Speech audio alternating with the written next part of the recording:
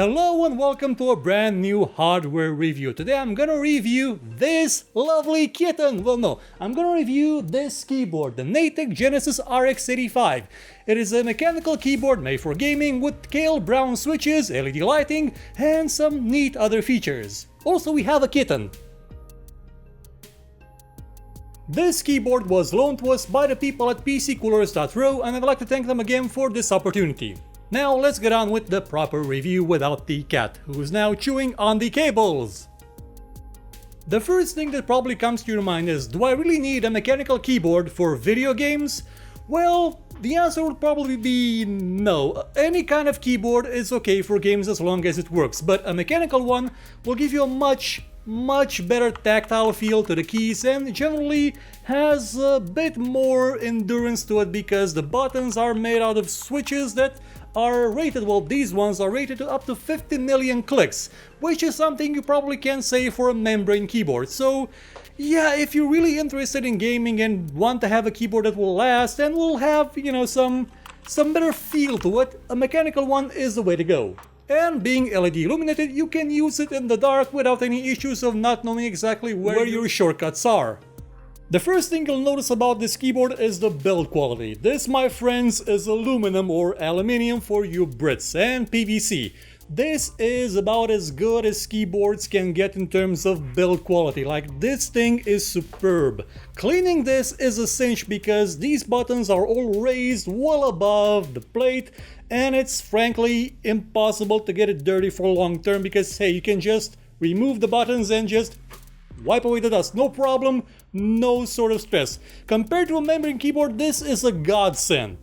And that build quality extends to the back because the feet of it have rubber on them on both sides, so you can extend them and still have grip. You'd be surprised how few, like very few keyboard developers actually create something that's as good as this in terms of design.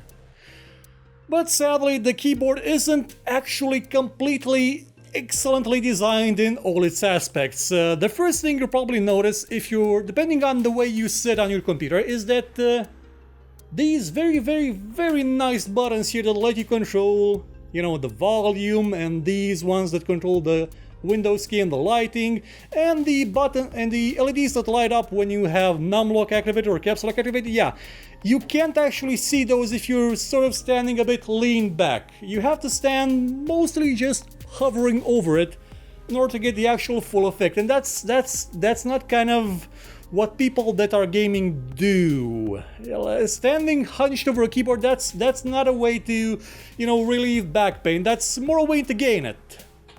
There is the issue of how the bottom keys are spaced on a vertical axis compared to the ones just above it. For example, if you press the control key, there's a bit of a depression here that you can actually feel, but the shift key doesn't have any sort of depression, so the height difference between control and shift is quite sizable to the point that if you're coming from a different keyboard that had a more flat design to it, you'll constantly confuse the control key for the bottom, like the palm rest, and the shift key for the control, and that's gonna take adjusting that I have not yet managed to achieve in a couple of weeks of using this, so that may be a problem. Frankly, I would have preferred if there was a bit more of a leveling off of these buttons. Like, the distance is actually larger than you can see from going to shift to caps lock or from caps lock to tab.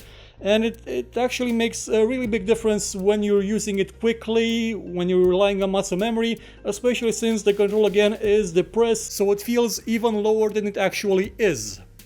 But that's just one small design thing that may not affect a lot of people. Compared to a classic keyboard, yeah, typing on this can be superb. Playing on this again can be a very good experience, especially if you're coming from something like a membrane keyboard. Even a high-end membrane one just doesn't compare to the feel that these keys give you. It's a wonderful experience.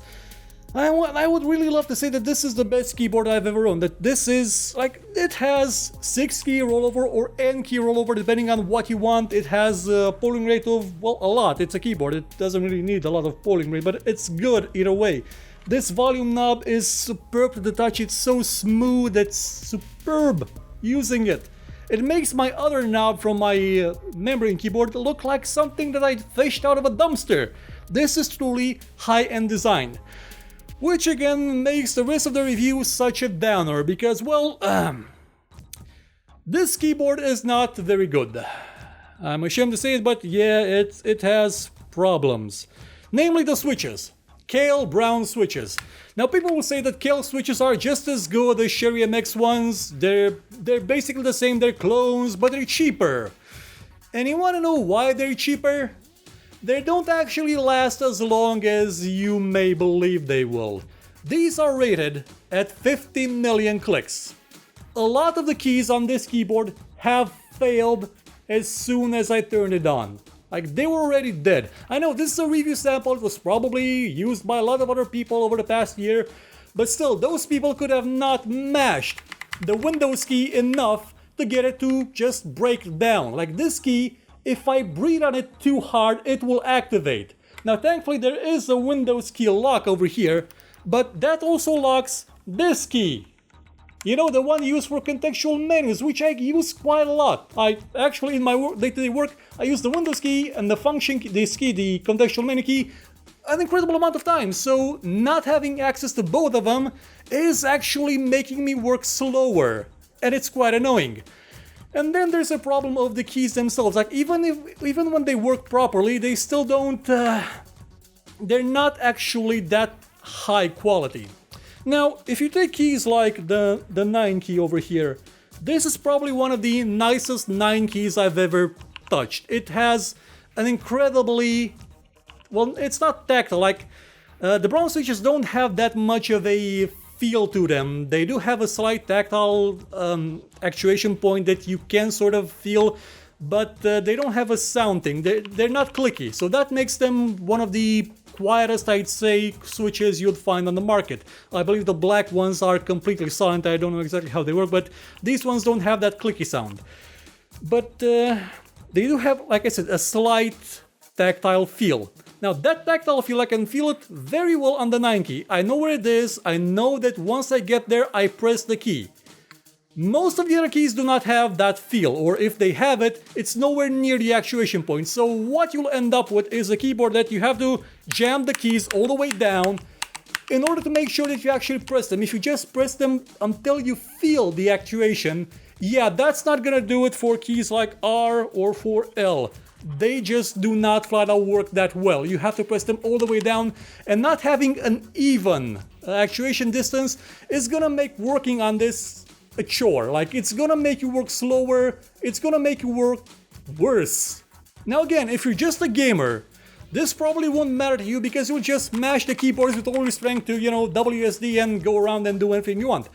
But if you actually type on this thing, after a while, even though the build quality is so superb and the keys themselves feel so good, you will have to go back to your old membrane keyboard because it just flat out works, and this one actually doesn't. Now again, this may be just a defective sample, but those switches are rated at 15 million clicks. They should not break down that easily. They should break down a year or two after it's being used by a maniac like me that just hammers thousands and thousands and thousands of words on them a day. Which is again quite a shame because this is a very neat keyboard. It has LED lighting that has several steps in it that allow you to see everything you're doing at night. It even has settings that just illuminate the WSD and the arrow keys and the number keys. And they even have a setting that just sort of ghosts everything you see, in the sense that when you press a button, that key will light up for a second. That makes a very unique show, but again, it's kind of for nothing if the keys themselves don't actually work properly, and that's the most annoying thing about this keyboard. I like it, but I cannot work with it in any way, shape or form, and I can't really recommend it unless, again, this is a very defective sample and none of the other keyboards have this issue. Then again, I've run into a lot of keyboards that have membrane keyboards that have similar issues, where the actuation point is not the same as the tactile feedback point. I was hoping switching to, you know, switches that are mechanical would fix that, but hey, looks like it doesn't.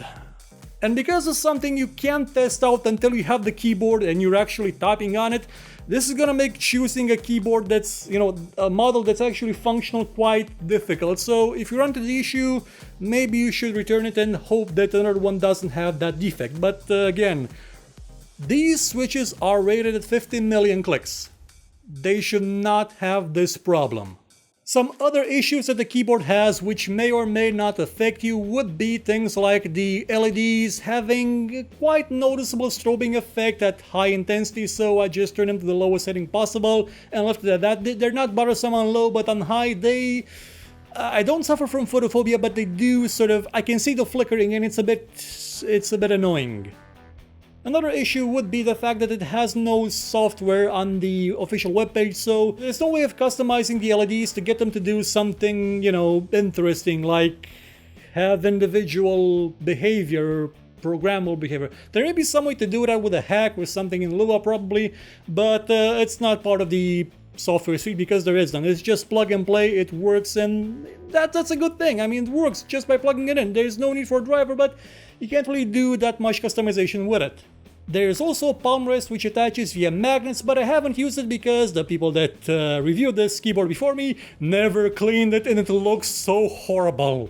And lastly, a positive aspect would be that this keyboard is, well, it's quite small because it doesn't use different keys for, you know, media settings, playback, email and search and stuff like that, because it has the function key, which lets you just repurpose the original function keys to do all the other stuff. Not that you need volume because you have this very elegant knob, which I really like. So that would be it for the Natec Genesis RX85 gaming mechanical keyboard with Kailh brown switches and LED lights, white lights only.